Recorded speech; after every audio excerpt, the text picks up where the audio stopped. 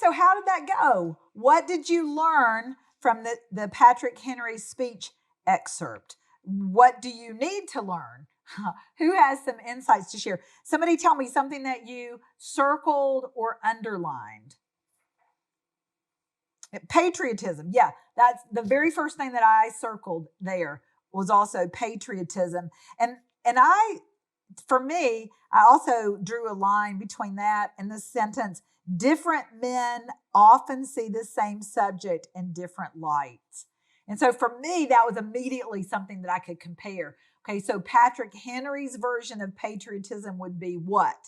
The other guys who have a different perspective, who are not in favor of fighting for freedom, they would also consider themselves patriots. So how can we compare? So that's an awfully rich conversation there. Somebody else, what did you mark in this text?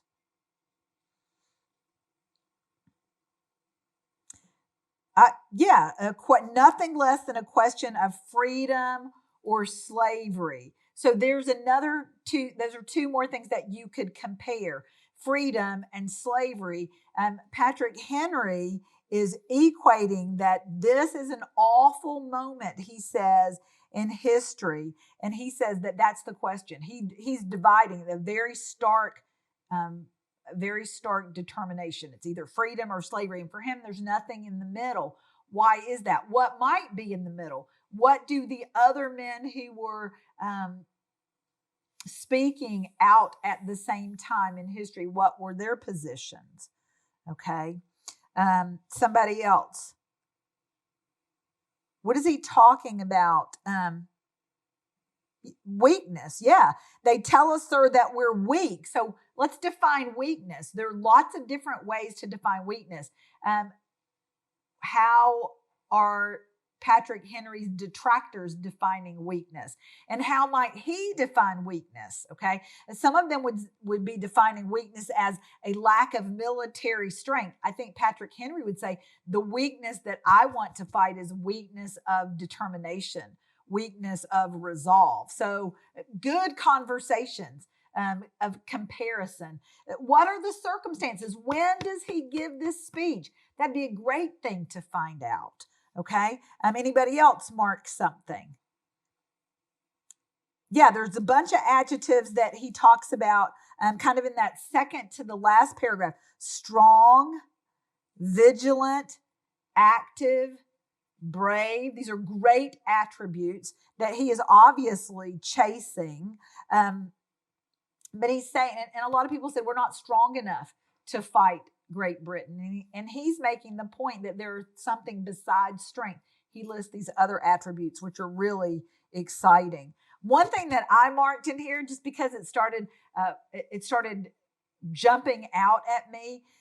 This is a speech, and so it's not just meant to be read. It's meant to be heard. And so he gave it as a speech. And so there are lots of auditory metaphors in here. Our chains are forged. They're clanking. So he talks about clanking chains. So I marked that. And then he also talks about the clash of resounding arms. So that was just interesting to me. Realizing that it was a speech, I marked those audible metaphors there and thought that was really cool.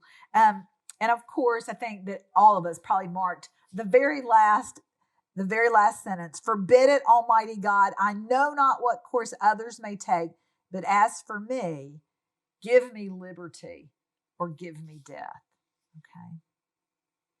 So, you practiced some inspectional reading. You didn't necessarily do a deep dive into either one of those passages, but you marked things that jumped out at you as ideas that need to be revisited or could be connected, maybe in different ways on a second read through. All right. Here's something else to remember about inspectional reading. This is something that Mortimer Adler says that I've had some people push back on. Every book should be read no more slowly than it deserves and no more quickly than you can read it with satisfaction and comprehension. I think what he's trying to say is that some books contain ideas we need to chew on slowly and digest for a long time. And some books are quick snacks that don't require a lot of digestion.